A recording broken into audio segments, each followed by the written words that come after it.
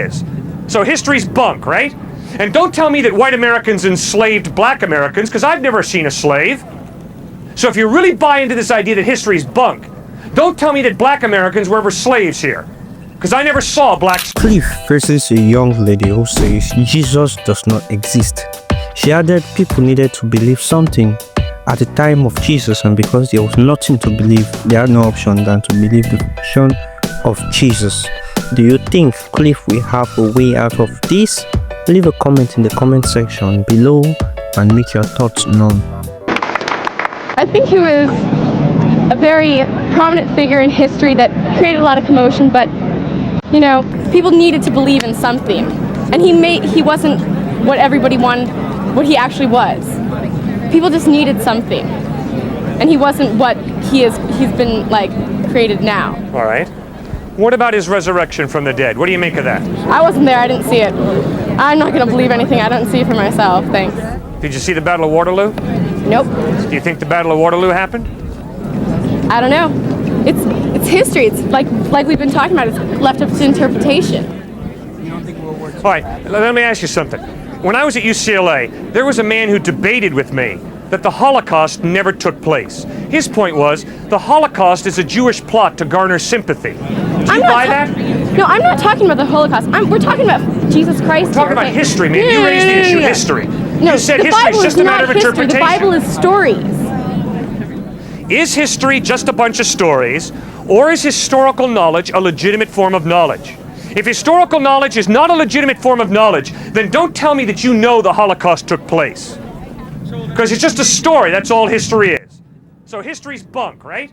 And don't tell me that white Americans enslaved black Americans, because I've never seen a slave. So if you really buy into this idea that history's bunk, don't tell me that black Americans were ever slaves here, because I never saw a black slave. For myself, I am convinced that history's not bunk. I am convinced the evidence is the Holocaust did take place.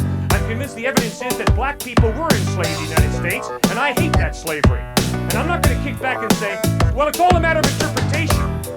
No, it's not.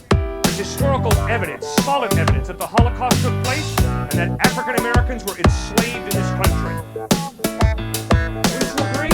I agree with that. That's not what I'm arguing. You're deviating from the point. Why should I believe that Jesus was resurrected? Because the historical evidence is that he really died and he really rose from the medical dead. records, and I'll believe it. Okay, you show me Jesus Christ's medical chart, I'll buy into it. I'll be a Christian today. Man, they didn't keep medical records in the first century. Oh, that's so convenient, isn't that? That's wonderful. Rather, it's real convenient for you to say, knowing full well they didn't keep medical records in the first century, it's so convenient for you to say, all right, if you give me the medical records, then I'll believe. Talk about convenient. Give me a break. Come on, man, let's be honest.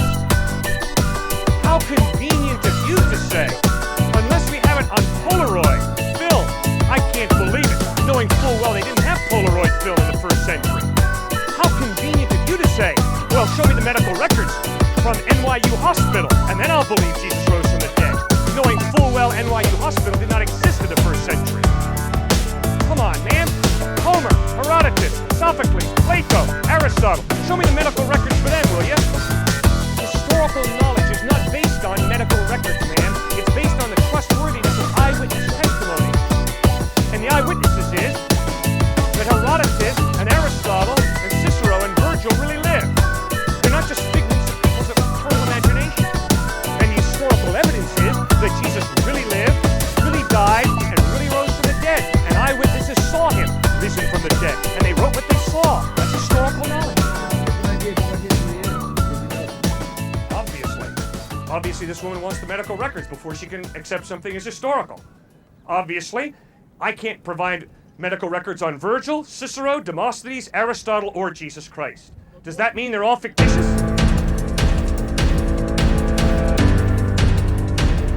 Welcome to Teluman's Apologetic.